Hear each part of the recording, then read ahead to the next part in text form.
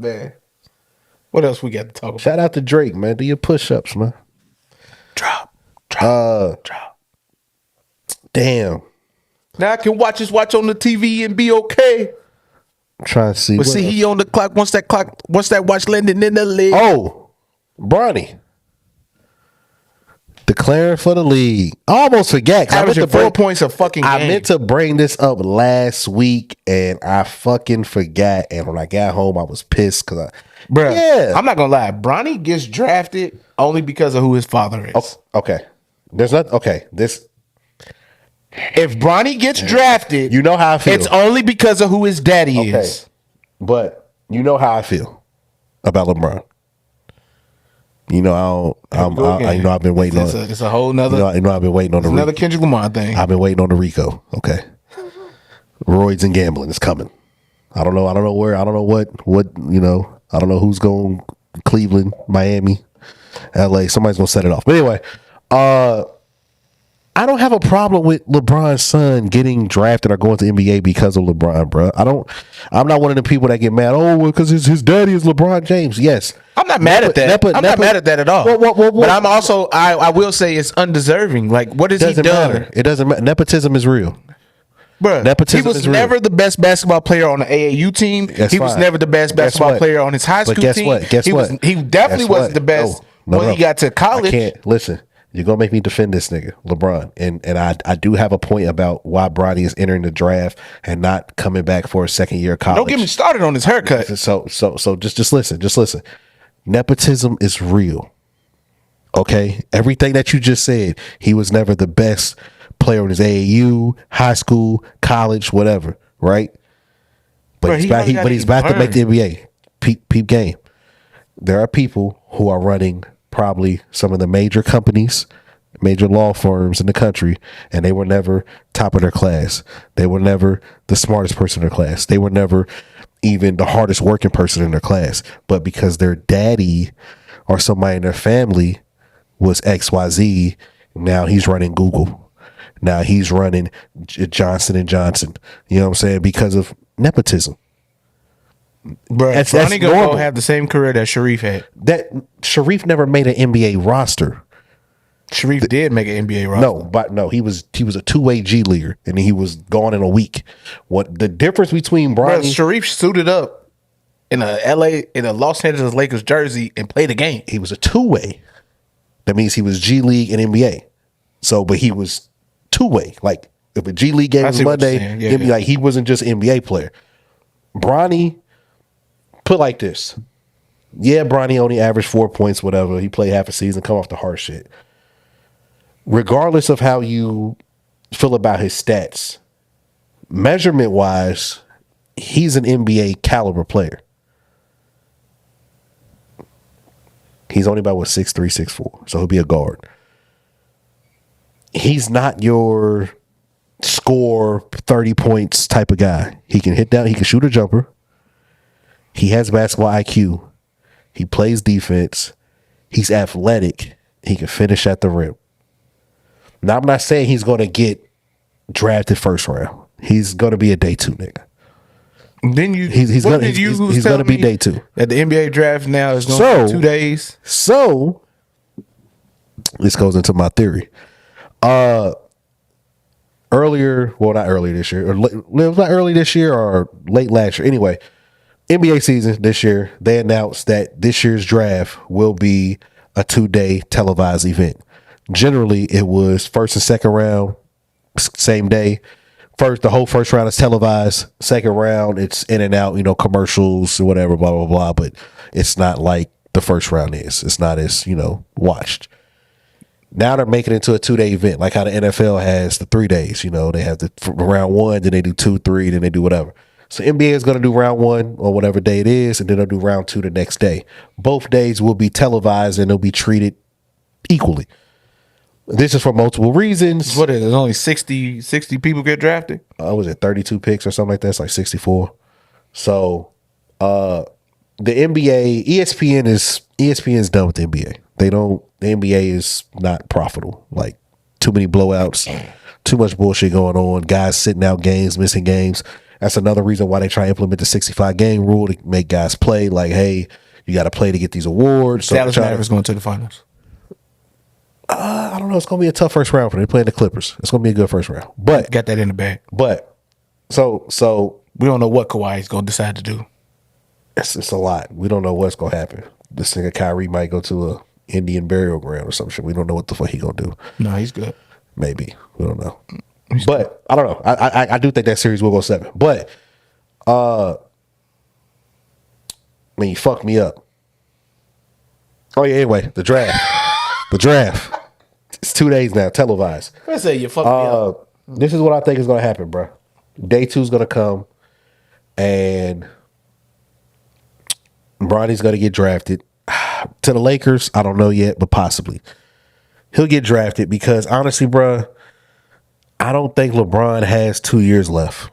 I think LeBron's plan is he wants to play 1 year with his son, and then he wants to probably hang it up. Maybe a year and a half, maybe 2 years with his son. But I can't see LeBron playing no more than these next 2 seasons, bro, if that. So yeah, Bronny gets drafted. Let's say he gets drafted by the Lakers. He's on the Lakers. The way that Bronny plays and how athletic he is, he can be on the court with other NBA talent guys and hold his own. I'm not saying he's going to be dropping 16, 20, but he's a defender. So imagine a younger Drew Holiday, not as good offensively, but has the mentality to play defense that way. Yeah. You know what I'm saying? Like, he's coming in like, hey, you're going to be a defender. You're going to be a 3-and-D guy. You're going to play defense, and you're going to spot up in the corner and shoot the 3. Mm-hmm. I think he can do that. And, I mean, I don't have a problem with that. I see the play. I see what ESPN is trying to do. I see what they're. LeBron's been in bed with ESPN since the decision. I mean, it's just a way for the NBA to try to make some extra money. Like I said, things are about to change. We are about to get that app where Disney and Warner are all about to be on the same app for all sporting events. But I can see something where soon, bro, ESPN has already started to pivot towards showing UFC a lot more and WWE because they do own a WWE now, TV rights. Mm-hmm. So we're gonna get Raw on Netflix next year. SmackDown will possibly end up going to ESPN. Pay-per-views will possibly and potentially go through ESPN. If that's the case, since they will be having Netflix, Raw will be on Netflix. So you can see something doing a live event on Netflix, ESPN, pay-per-view, whatever. But NBA is looking like it's probably going to end up going back to NBC. So we're going to see a lot of changes. I don't know exactly what, but a lot of media stuff is changing. Like I said before, prior episode, ESPN is shutting down offices. I think at the start of next year, they will be shut down in New York, the Seaport. They will be shut down in LA.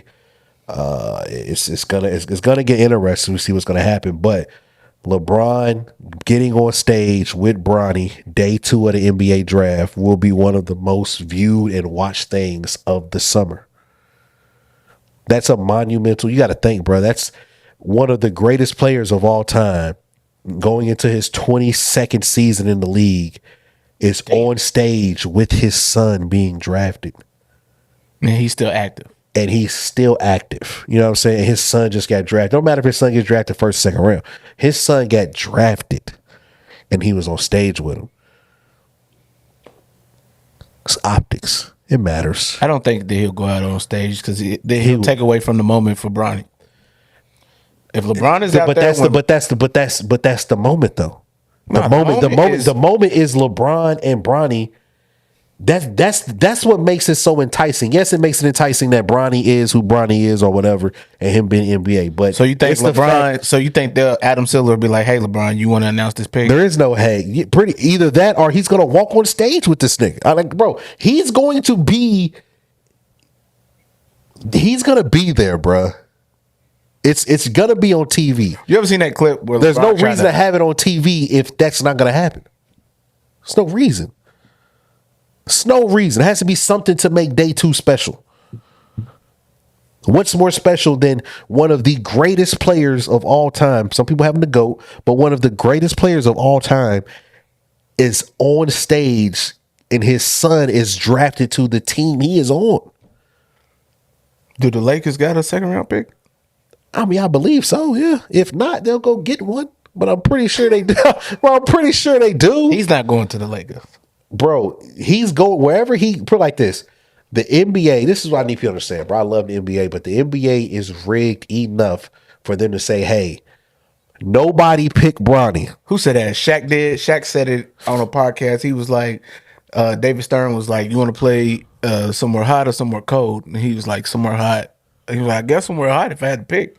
He said, "Bro," looked at him and was just like, "Okay, cool." Shit like that. They bro. He said the motherfucker called him like out the blue and was like, "Hey, bro, if you had your choice, where would you want to play? Somewhere cold or somewhere hot?" LeBron James just so happened to get drafted home. It just so happened to work out that the Cleveland Cavaliers gets drafted home. Like Chicago. It just so nigga Wemby. Nigga to San Antonio. To the Spurs. That was he was as a kid, he was a Spurs fan. He had a Tony Parker jersey. Tony Parker from France. Like that shit was some of this shit they lined it up for. Nigga, when LeBron left, they made sure that the Cavs had the number 1 pick the next year. For the next 3 years. You know what I'm saying? We got to make up for that. They got to get something. What was it? It was Kyrie, Anthony Bennett, and then they got the number 1 again. They had a 1-3-1. So with Kyrie 1 year, then I think it was Tristan Thompson, and then it was Anthony Bennett. Yeah. And then Brian came back. What happened to Anthony Bennett? He was trash. I think he's overseas. Kwame Brown. He was worse than Kwame. Had to be. Kwame at least gave you 10 years. But I remember watching that draft with Anthony Bennett and seeing him standing up there with everybody before that draft went off, and I was just like, who the fuck is that dude? And came out of left field, bro. It goes, and the Cleveland Cavaliers select Anthony Bennett. Even like everybody was shocked. Jay Bayless and all them, they was like, what the everybody fuck? Everybody was shocked. It was like, this is surprising. They fell for the draft hype. But I guess it would be a good addition to Kyrie Irving and Tristan Thompson. He'll come in and quote unquote be a LeBron type player. He's explosive and this, that, they gassing him. Then, bro, you get to like the first couple of games and it's like, this dude's ass. He was terrible, bro. He was out of shape. He was just bad, bro. It was a bad pick. Bro, he even looked surprised. But yeah, bro. I think there's a bigger play in it for Bronny to get drafted in that second round. We'll see. Both of them bitches look rough. We will definitely see what happens. And there's also the chance that maybe